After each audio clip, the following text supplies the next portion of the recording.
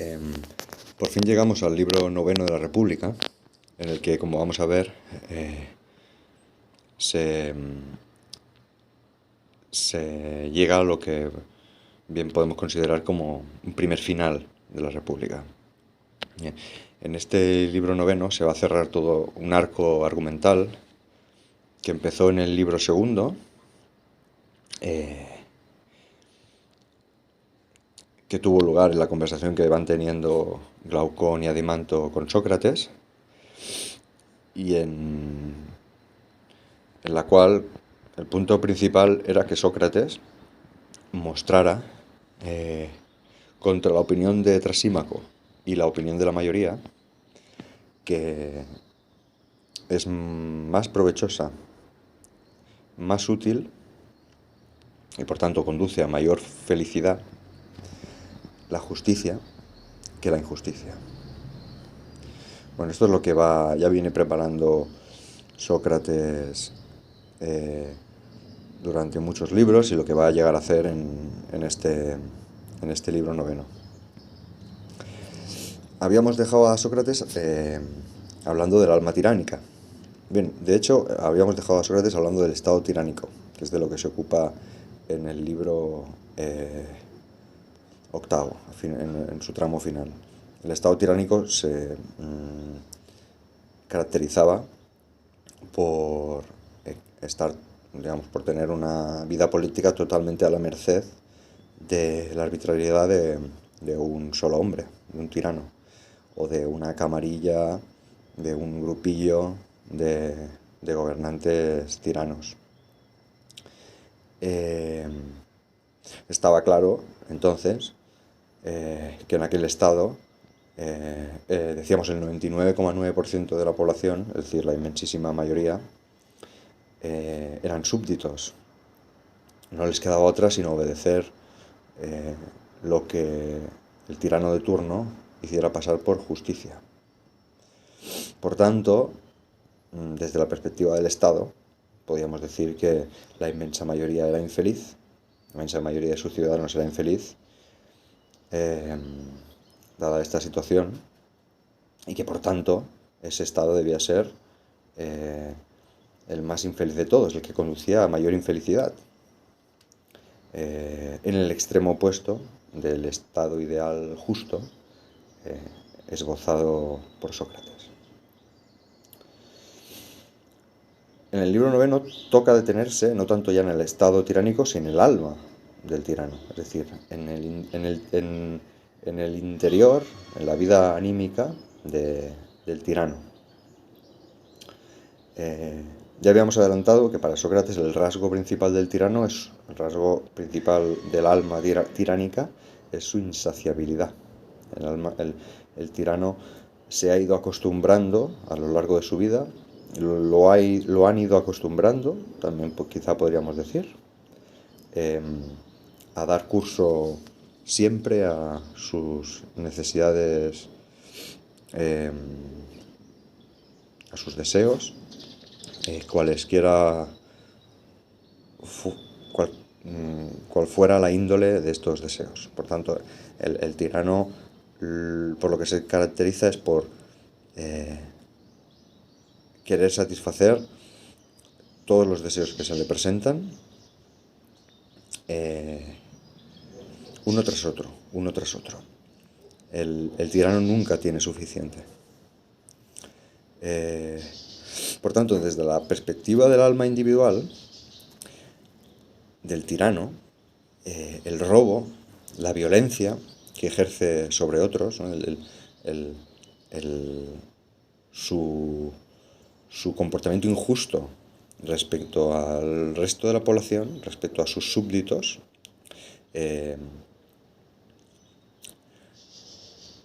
tiene un componente necesario. Es decir, el tirano no puede comportarse de otra manera. No puede comportarse de otra manera que intentando realizar todos sus deseos, el mayor número posible de ellos, y por tanto el tirano no puede evitar expoliar al resto de la población ejercer violencia sobre el resto de la población. Su propia personalidad le obliga.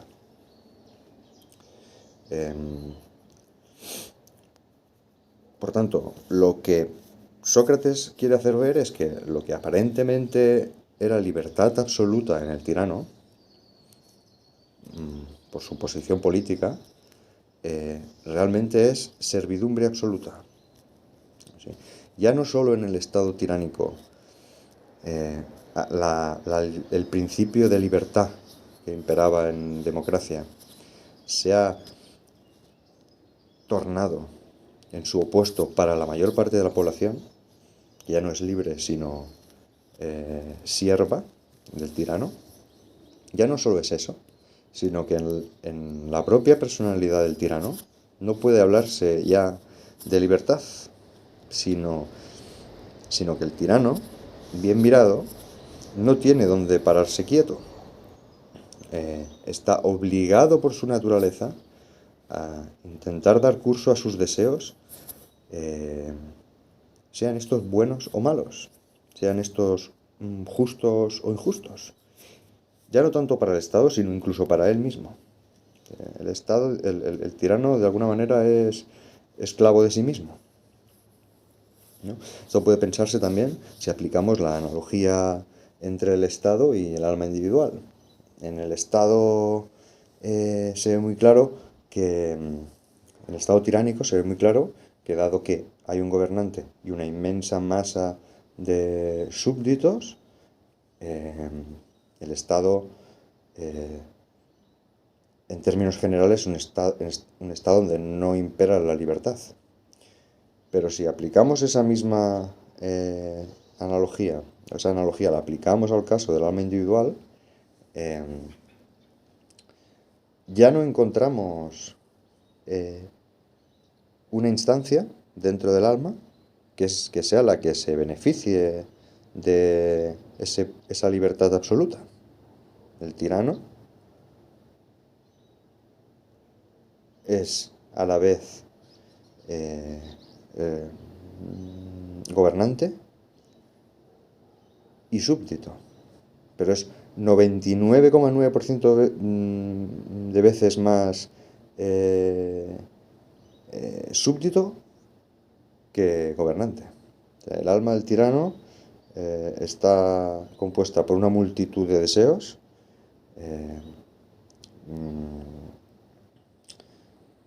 que le arrastran a tiranizar al resto de la población. Por eso incluso Sócrates llega a decir que no es que o sea, existe incluso un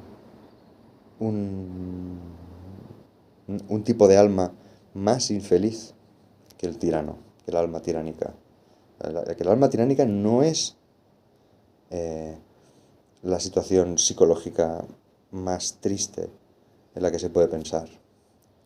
La más triste en la que se puede pensar, el tipo de alma, o el tipo de persona más infeliz en la que se puede pensar, es el tirano, es el alma tiránica que ejerce de tirano en un estado tiránico. Porque una persona así, una persona con tendencias tiránicas, con una organización anímica tiranizante, si vive en un estado tiránico, no tiene nadie que le pueda salvar. No tiene ningún ejemplo que seguir en la esfera pública que le pueda hacer salir de esa situación, de ese furor erótico, llegar a decir, de esa carrera sin sentido hacia el conseguir más y más y más, dar cumplimiento a todos los deseos que se le vayan presentando, a cual más loco y a cual más extenuante, incluso para su propia persona. Por tanto, Sócrates ya está poniendo muy en duda que el tirano al cual se refería Trasímaco, sea una persona realmente feliz.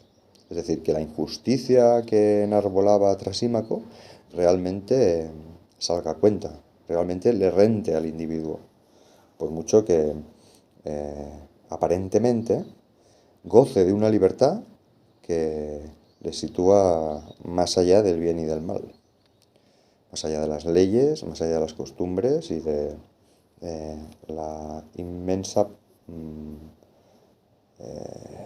parte de la población. Podría pensarse, de todas maneras, que diferentes tipos de personas tienen diferentes maneras de ser felices, diferentes maneras de, de, de gozar su vida. Y eso Sócrates no lo va a negar. De hecho, lo que va a pasar a mostrar a continuación es como diferentes tipos de personas, diferentes organizaciones del alma, tienen sus placeres propios. Es decir, no es solo el tirano que viva una vida de placeres. También el filósofo tiene sus placeres propios. Sócrates se va a detener en hablar de tres tipos de personas en función de la parte del alma que predomine en cada uno de ellos. Por tanto, vamos a hablar de un filósofo en el que va a predominar su parte racional y cuyo placer propio va a ser el saber. O sea, el filósofo disfruta conociendo, disfruta sabiendo. Ese es su placer propio. Vamos a poder hablar también de un ambicioso, que ya se ha caracterizado en el libro anterior. El ambicioso va a ser aquella persona en la que predomine su parte irascible, en la que predomine la parte del alma relacionada con la voluntad. Y para este tipo de persona, su placer propio va a ser el honor, ¿no? El honor va a ser lo que le llene, lo que le proporcione placer. Y vamos a poder hablar también para aquellas personas en las que predomine su parte concupiscible, los codiciosos, tal como les ha llamado Sócrates en el libro anterior, de un placer más relacionado con el lucro, con la ganancia, con el disfrute de bienes materiales, podríamos decir. Pues bien, lo que Sócrates va a intentar mostrar a continuación no es que un alma concupiscible disfrute de los placeres y un filósofo evite totalmente los placeres, sino que cada uno tiene placeres propios y que además se da la circunstancia de que el placer del que goza el filósofo, es decir, el placer relacionado con el saber, con el conocimiento, en definitiva, con el ejercicio de su parte racional, es un placer mejor que cualquiera de los otros placeres. Es un placer más rico, más complejo. Y esto por tres motivos.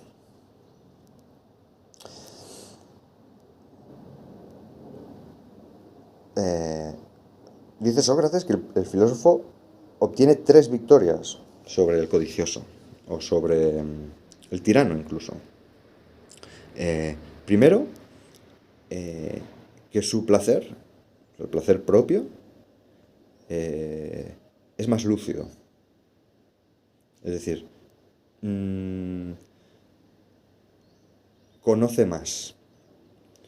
Un filósofo sabe perfectamente y ha experimentado en innumerables ocasiones los placeres del cuerpo, los placeres relacionados con el lucro, con la ganancia, con la realización de deseos del cuerpo. Por supuesto, no es ajeno a los placeres relacionados con el honor, con la reputación, con el nombre en la esfera pública. Y conoce, por supuesto, los placeres relacionados con el conocimiento, porque son los suyos más propios y porque ejerce o lleva una vida de estudio que le permite estar en contacto con ellos. Por tanto, se podrá decir que un ambicioso o un codicioso no conocen tan bien el placer del filósofo, es decir, el placer relacionado con el conocimiento, como el filósofo conoce los placeres que no son los suyos propios.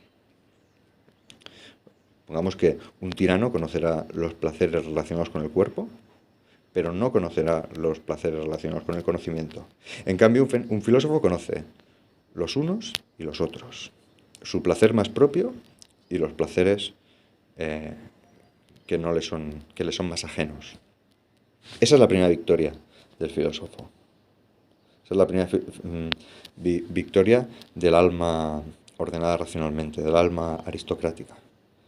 La segunda victoria está muy relacionada con la anterior, y es que si el filósofo conoce todos los tipos de placeres, podrá elegir cuáles son mejores y cuáles son peores, cosa que el tirano no puede hacer. El tirano solo conoce los placeres del cuerpo.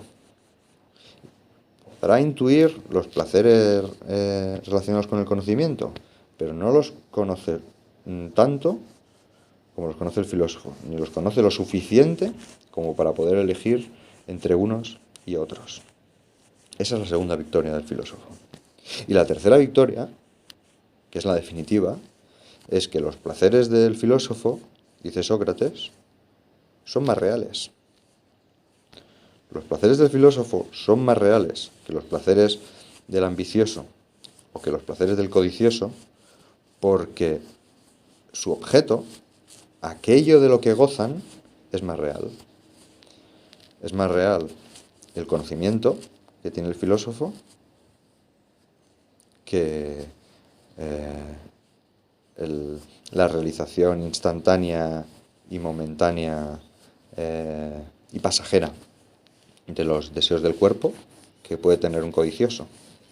Es decir, la tercera y definitiva victoria del filósofo, en opinión de Sócrates, es que el filósofo goza de cosas eternas. Su placer está en el goce de cosas eternas, cosas que están, como ya sabemos, en la esfera inteligible. Y por tanto, es un placer mucho más verdadero, mucho más real que el placer meramente aparente del codicioso, por ejemplo, o del tirano, incluso, que goza de cosas que tal como vienen se van. Los placeres del cuerpo, de la alimentación, del sexo, del amasamiento de dinero, esos placeres, tal como se adquieren, se van. Y eso explica el carácter insaciable del alma tiránica. Ocurre algo así como, hay un efecto como de perspectiva, un efecto casi óptico, dice Sócrates. El tirano se cree que goza un montón, se cree que nadie puede ser más feliz que él, porque los placeres de los que... porque no conoce, porque goza de unos placeres, digamos, relacionados con el alma concupiscible, pero no conoce otro tipo de placeres. Es como si una persona, este ejemplo lo pongo yo, como si una persona toda la vida hubiera comido en el McDonald's. Pues sí, podrá disfrutar mucho en el McDonald's, pero si nunca se ha comido una hamburguesa como Dios manda, cocinada con buena carne, cocinada como Dios manda,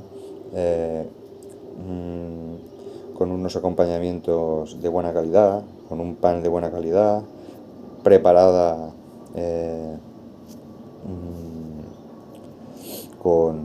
con gusto, pensará que no existe mayor placer que el que siente él al comerse una hamburguesa de McDonald's. Eso es lo que le tiene que decir Sócrates principalmente al tirano. ¿Te crees que tu vida es la mejor posible? Porque no conoces otro tipo de vida. Pero el filósofo conoce la vida que llevas y otra vida posible. Y está en posición de decirte, Sócrates está en posición de decirle a Trasímaco, la vida que yo llevo es mucho más placentera que la que llevas tú. Dicho de otra manera, Sócrates está en posición de decirle a Trasímaco, y así lo hace, la vida que llevo yo es mucho más feliz que la que llevas tú. Por tanto, que no me vengan, dirá Sócrates, con eso de que la vida injusta tiene muchas ventajas. Porque realmente no es así. Eh, Todo ocurre, dirá Sócrates, con una última metáfora, como si el alma humana, como si los individuos humanos fueran un compuesto eh, de una parte divina, algo así como un hombre perfecto, y una parte salvaje, una parte que podríamos representar como un monstruo de 1000 cabezas. 1000 cabezas, cada una tirando para su lado, incluso unas atacándose a otras, como una hidra. Todo sucede, dice Sócrates, como si el compuesto humano fuera, como si cada humano fuera un compuesto de un humano perfecto, tan perfecto como puede ser un humano, y un monstruo de 1000 cabezas. Entonces, la formación en la vida, el trabajo que tiene cada uno por delante, pasa por decidir si se alimenta a ese hombre perfecto, divino, dirá Sócrates, o si se alimenta al monstruo de 1000 cabezas. El tirano, afirma Sócrates, alimenta al monstruo de 1000 cabezas. Por tanto, es un humano que está en camino de convertirse en un monstruo de 1000 cabezas. En un monstruo con 1000 cabezas, cada una de las cuales tira para un lado y que incluso la mayor parte del tiempo se atacan y se muerden y a poder ser se matan entre sí. Lo que yo he intentado en todos estos libros, dirá Sócrates por fin, es ofrecer un modelo que pueda seguir aquel que decida no alimentar al monstruo de 1000 cabezas, sino alimentar a ese hombre perfecto, a ese hombre divino, que cada uno lleva en su interior. Por tanto, finalmente, la república, el estado ideal que se ha estado presentando durante todo este tiempo, aparece ya, a finales del libro noveno, aparece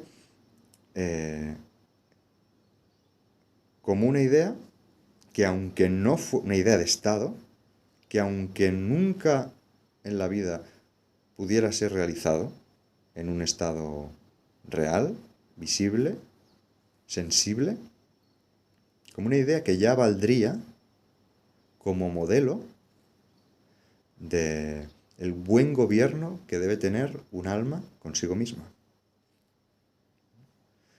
Siguiendo el modelo del estado ideal, compuesto de clases, en la que una clase gobernante orientada a la sabiduría, orientada por la racionalidad, debe regir el Estado, ¿no? Siguiendo ese modelo, el alma que aspire a ser justa y por tanto feliz, a tener una vida rica, compleja, deberá distinguir en sí mismo las partes que componen su alma, la parte racional, la parte irascible o voluntad y la parte concupiscible o pasional, deberá distinguirlas, reconocer el papel de cada cual y la función que tiene por naturaleza. En concreto, deberá reconocerle a la parte racional el papel que por naturaleza tiene de gobernar el resto del alma.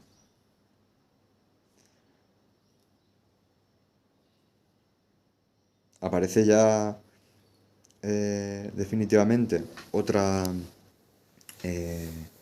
sentido del ideal que se ha estado dibujando en la República, del ideal del Estado perfecto, ya no solo como simplemente una idea que va apareciendo en el diálogo, ya no solo como un modelo de Estado justo, que sirva para criticar los estados efectivamente existentes, incluso para identificar formas degeneradas de esos estados, sino además un modelo ideal que sirve ya no solo en el terreno político, sino en el terreno ético. ¿Vamos? Un modelo, dirá Sócrates, para gobierno interior, que lo ofrece para, repito, aquellos que quieran conducirse la vida no alimentando al monstruo de 1000 cabezas, sino a ese hombre divino que tienen en su interior.